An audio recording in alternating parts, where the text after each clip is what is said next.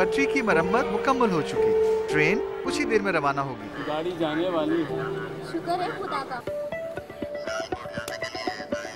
सफर में हूँ पर खबरों से दूर नहीं, क्योंकि जानते रहना लाजमी है। तो अभी अपना फोन उठाइए और समा SMS न्यूज अलर्ट्स हासिल करने के लिए SA टाइप कीजिए और भेज दीजिए 8125 पर। समा SMS न्यूज अलर्ट्स, जानते रहना लाजमी है।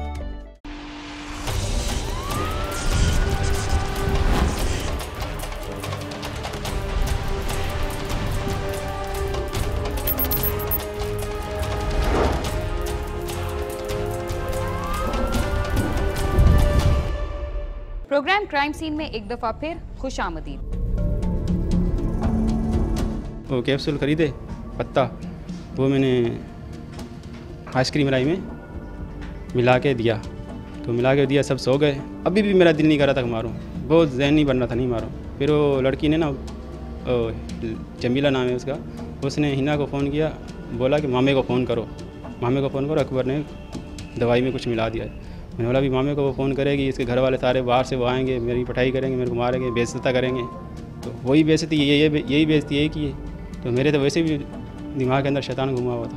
मैंने क्या किया, फिर ऊपर से मैं बाहर से गेट बंद था, अगर वैसे मैं बोलता हूँ जब भी गेट खोल देते हैं, मगर अभी मैंने बोला नहीं, क्योंकि अगर मैं बोलूँगा भी ना गेट नहीं खोलेंगे। फिर मैं ऊपर से गया, ऊपर से 2 लड़के बैठे हुए थे, तो मैंने वो एक ईंट थी, ईंट को हटाया और वहाँ से नीचे कूद गया। सारे सोए हुए थे, वो जमीला नीचे लेटी हुई थी। मेरे को और कुछ समझ में नहीं आया, कुछ दिमाग में, कुछ जहन में नहीं आया कि मैं क्या करूँ क्या नहीं करूँ। छुरी मेरे हाथ में थी, मैंने उसके गले में फेंक दी। उसके बाद मेरे को कुछ समझ नहीं आया क्या नहीं कर। मेरे सारे कपड़े जो है खून आलूद हो गए। मेरे को इतना होश नहीं हुआ कि इसको पानी से धो लूँ या छुरी को धो लूँ या छुरी कहीं फेंक दूँ। मैं ऐसे ही अंधाधुंध भागा। 8 नंबर के मोड़ पर मेरे को अचानक ख्याल आया कि मेरी छुरी हाथ में है, लोग देख रहे हैं मेरे को, कुछ कर भी नहीं रहे। मैंने फिर छुरी फेंक दी। इस तरह करते करते मैं कब्रिस्तान में चला गया 7 नंबर पे, वहाँ सारी रात गुजारी।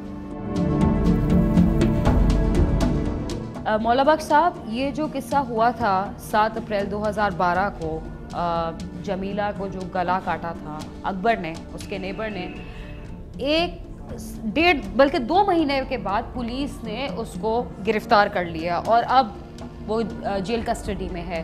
तो जो 2 महीने का प्रोसेस था, आप मुझे ज़रा स्टेप बाय स्टेप बताएं कि किस तरह इसकी गिरफ्तारी अमल में आई, नॉमिनेशन कब हुई, इसकी FIR कब दर्ज हुई? जब ये उसी रात को ही मुकदमा कायम हो चुका था इसके भाई शफीक अहमद के स्टेटमेंट पे। अच्छा। मुकदमा कायम होने के बाद इसका प्रोसेस शुरू हो गया था। उसके बाद हम लोगों ने रेड भी किए, जहाँ जहाँ हमें इतला मिलती थी हम छापे मारते थे। इसके अलावा हमारे कुछ इन्फॉर्मेशंस थे, जिनको इन्फॉर्मेशन वालों को हमने बताया हुआ था कि इसी का हुलिया है, अकबर नाम है, इस तरह का आदमी है, ये हमें मतलूब है इस केस में। उन्होंने हमें बताया था कि इंशाल्लाह हम इसको गिरफ़्तार करवाएंगे। और उस रोज़ भी ऐसा हुआ कि हमें इन्फॉर्मेशन मिली थी कि एक होटल पे नाश्ता कर रहा है। तो वो जहाँ रहता था उस मर्डर के बाद वहाँ से तो वो रूपोश हो गया। बिल्कुल, वहाँ से भाग गया। तो उसके बाद कहीं और रिहाइश उसने ली होगी, ज़ाहिर बात है। उसके बाद ये भाग गया था, ये दरगाहों पे रहता था, क्योंकि मर्डर, हाँ बिल्कुल दरगाहों पे रहता था। अब्दुल्ला शाह गाजी के मज़ार पे भी वो रहा था। उसके अलावा फ़कीर कॉलोनी में एक मज़ार है, वहाँ पे भी रहा था। उसके अलावा इसका पक्का कोई ठिकाना इसका नहीं था। अच्छा, तो रात को कहीं भी दरगाह वरगाह में, और क्योंकि इसका मेरे ख्याल में नौकरी भी 4 महीने से नहीं थी, तो इसका नहीं, बिना साइट में ये वार्पिंग का काम करता था, लेकिन उनको इसने नहीं बताया था कि मैंने मर्डर किया है। वहाँ काम करता था और मज़ीद काम की तलाश में भी था और रहाइश की तलाश में भी था कि मुझे रहाइश मिल जाए। इधर एक सवाल उठता है, वो बहुत इम्पोर्टेंट है कि जो कराची ख़ास तौर पे दहशतगर्दी की लपेट में बहुत ज़्यादा है, टारगेट किलिंग वगैरह, तो वहाँ ये बात तो हुकूमत ने भी कही है कि अगर आपने कहीं भी किराए पे रहना है घर, तो आपकी एक लिखत पढ़त हो, आपका एक बैकग्राउंड हो। तो इधर जो पता लगा है वो ये पता चला है कि मालिक मकान बग़ैर किसी लिखत पढ़त के किसी को भी किराए पे घर दे देते हैं। तो ये गैर कानूनी नहीं है? देखो, ये गैर कानूनी पहले तो सब देते थे, अब नहीं दे रहे, अब तो बिल्कुल ऐसा ही हो रहा है। लेकिन इनको मकान तो पहले 1.5 साल पहले दिया था इसको रहने के लिए, जहाँ पे ये रहता था 1.5 साल पहले। वो भी किसी, जब वहाँ से भागा, कहाँ से भागा, जब मर्डर कर दिया, हाँ, उसके बाद तो ये रहता कहीं, इसका मुस्तकिल ठिकाना नहीं था ना। काम तो करता था, क्योंकि पुराना ये साइट में काम करता था, पहले भी काम करता था।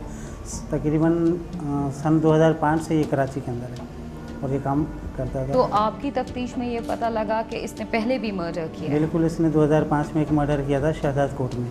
अच्छा, और वो रीज़न क्या था? वो भी यही रीज़न था, पसंद की थी कि लड़की को चाहता था, और वो तो इसकी रिश्तेदार थी। उससे जब रिश्ता मांगा उन्होंने रिश्ता इसको नहीं दिया। उसके बाद इसने उसको वहाँ पे भी फायरिंग करके मार दिया था। तो वहाँ उसने गोली मारी, यहाँ इसने 3 छुरियाँ खरीदी मारने के लिए। तो इसका मतलब है कि अगर आप उसका साइकोलॉजिकल प्रोफाइल देखें तो वो उसका जुर्म जो है ज़्यादा जुनूनी होता जा रहा है, क्योंकि किसी को ज़िबा करना गोली मारने से ज़्यादा एक वायलेंट एक्ट है। लेकिन जिस टाइम जुनून हो जाता है, शायद इसने वेपन की तलाश की हो, वेपन इसको ना मिला हो, इसने ये खरीदी। मगर कराची जैसे शहर में वेपनाइजेशन पूरी सिटी में इतनी है कि वेपन लेकिन सबको अवेलेबल नहीं हो सकता ना।